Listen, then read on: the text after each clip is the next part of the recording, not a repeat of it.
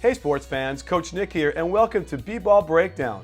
Before we get to Carmelo Anthony and the Knicks, I want to tell you about our new channel, Patriot Hoop Squad, which features my high school team, the program that I run at Birmingham High School in the Valley of LA. You got to get there, check it out, and subscribe because there we'll have lots of highlights of our games. I'll show you how the triangle offense is working at the high school level, and also we'll offer tips on how to improve your game, from shooting to dribbling to defense to everything. So make sure you head over to Patriot Hoop Squad and subscribe, and let's blow it up like we've done the B-Ball Breakdown. Let's get to Carmelo Anthony now. I went through that first half where Rudy Gay lit up the Knicks and Carmelo Anthony, and I'll show you how he plays on both sides of the ball and why it'll doom the Knicks to mediocrity.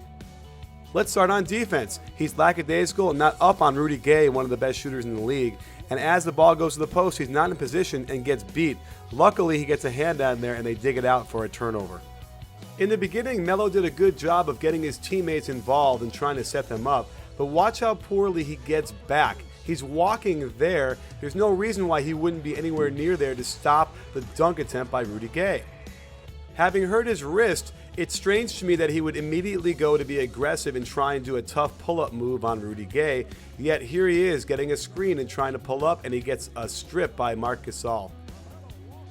D'Antoni's offense is predicated on movement and rhythm and crisp ball passing, and you'll see Melo continually kill the movement by catching it on top and waiting for a screen, everyone standing around.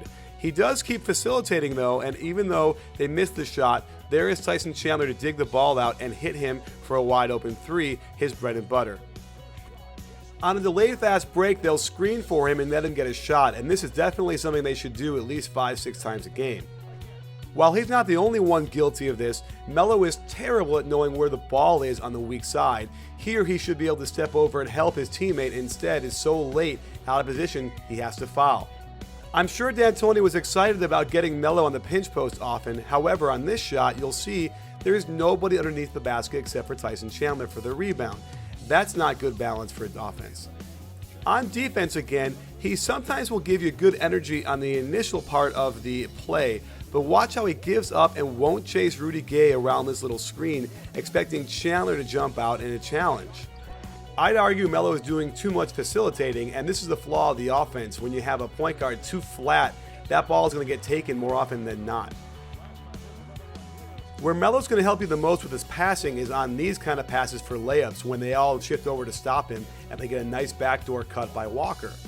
Here's where I get fed up watching Melo. Watch how bad his defense is in the weak side, letting Rudy Gay cut backdoor for a dunk. This gets shooters off and they'll start making outside shots after shots like that.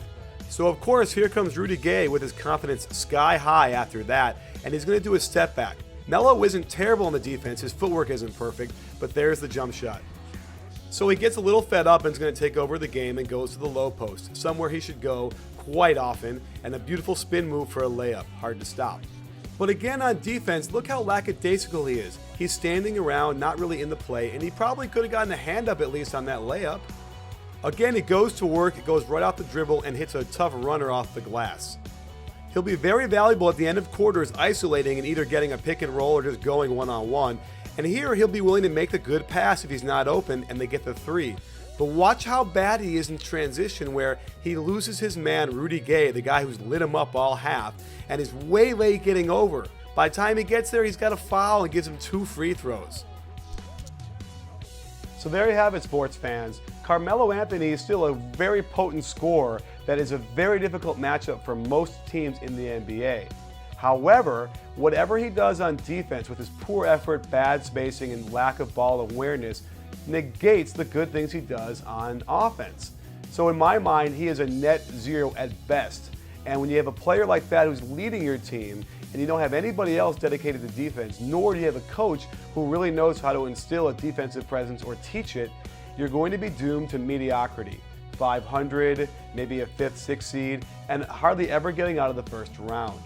And that could very well be Carmelo Anthony's legacy, unless he can turn it around. We'll see, he's young enough.